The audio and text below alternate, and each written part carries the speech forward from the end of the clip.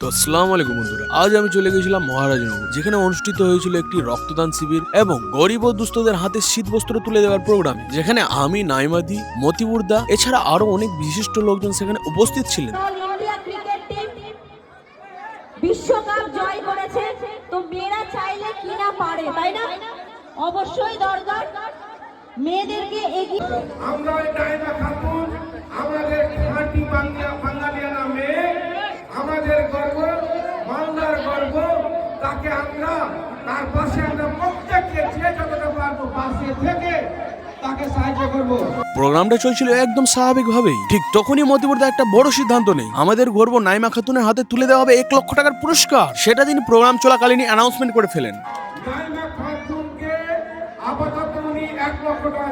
মতিউর রহমান বলছে আমি কথা দিয়ে কথা রাখবো আমি। देखिए मेरा एक लंबा कहानी है। मैं जब दिल्ली गया था तो उस टाइम मेरा पिताजी था, मेरे को बोला था बेटा दिल्ली नहीं जाना अभी, तो अभी छोटा उम्र है आपका, आप जाइएगा तो काम कर नहीं पाइएगा। मैं बोला पिताजी हम तो क्या दिल्ली जाने पड़ेगा, उस टाइम खाने का भी दिक्कत होता था, आपको पता है। आज से 25 साल पहले का बात कर रहा हूँ मैं। तो मैं 100 रुपये दिन में निकला था, 100 रुपये लेके निकला था मैं। और मैं अगर पूरा कहानी बोलूँ तो बहुत लंबा है, तो मैंने इसीलिए मेरा जो मम्मी या पापा था मेरे को बहुत प्यार करता था, वो अच्छा मेरा ये करता था।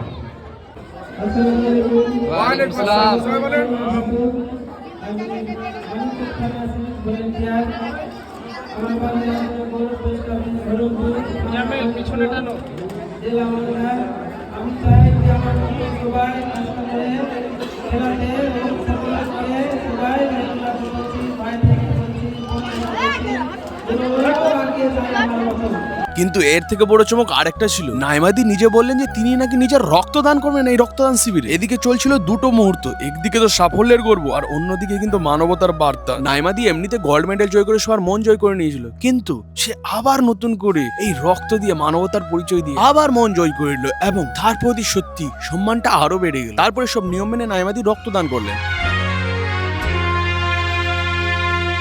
মানব ধর্ম